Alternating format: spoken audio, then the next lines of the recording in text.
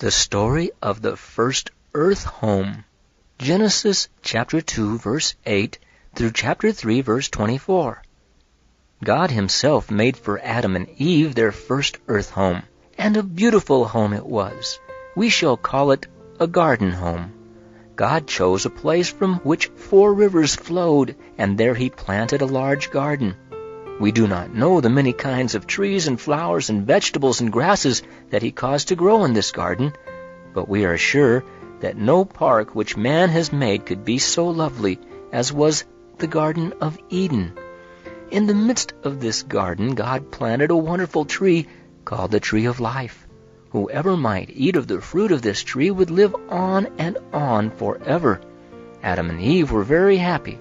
God had given them good things to enjoy, and they knew nothing about evil and wrongdoing. They often talked with God and listened to his voice as he walked and talked with them in the cool of the evening. God wanted Adam and Eve to prove their love for him, and for this reason he planted in the beautiful garden one test tree called the Tree of Knowledge of Good and Evil. Of the fruit of every other tree in this garden you may eat, God had told them, but the fruit of this test tree you must not taste. If you do, you shall surely die. We do not know how long Adam and Eve enjoyed their beautiful garden home, but we do know that one day a sad thing happened. Sin crept slyly into this lovely place.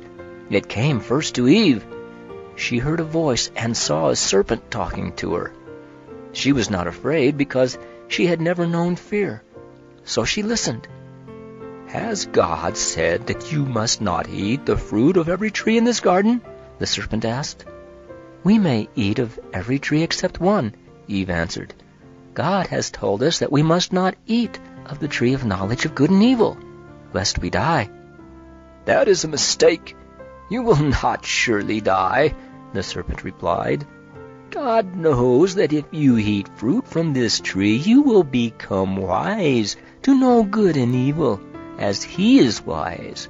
Therefore he has forbidden you to eat of it." Until this time, Eve had not touched the forbidden tree, but now she looked at its fruit and thought that if it really would make her wise like God, she wanted to taste it. Soon she yielded to the temptation and plucked the fruit, and then she gave some to Adam, and he too ate of it. At once Adam and Eve knew what a dreadful thing sin is. They knew they had disobeyed God. A strange something stole into their hearts. It was fear. How afraid they were to meet God. They had never been afraid before, but now they tried to find a hiding place among the beautiful trees in the garden. Their hearts had become wicked.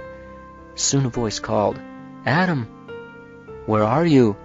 And the frightened man answered, "Lord, I heard your voice and I was afraid. Therefore I hid myself." "Why should you be afraid to meet me?" God asked. "Have you eaten of the forbidden fruit?" Then Adam told God that Eve had given him some of the fruit, and he had eaten it. "What is this you have done?" God questioned Eve, and she told him what the serpent had said. "I listened to the tempter, and then ate of the fruit and gave it to my husband," was her sorrowful confession. God was grieved because Adam and Eve had failed to obey him. Now he knew they could no longer enjoy his presence with them because sin had spoiled their lives. They were no longer fit to live in the beautiful garden home he had made for them. So he sent them away out into the world to make a home for themselves, and he placed an angel at the gate of the garden to prevent them from coming back to eat of the fruit that grew on the wonderful tree of life. To Eve, God said, "Because you listened to the tempter's voice and disobeyed me, you shall have pain and trouble all the days of your life." Adam also received his sentence of punishment from God. No longer should the ground yield freely of the fruits and vegetables which Adam and Eve ate for food. Now Adam must work hard to keep these things growing, and he would find that weeds and thorns and thistles would grow in his fields to make his work even harder. Then by and by he should grow old and feeble, and then he should die, and his body would again become dust as it was before God created him. All these sorrows came because of sin. But while God drove Adam and Eve out of the beautiful garden, he at the same time gave them the promise that he would send a Savior to make all men free from sin and death.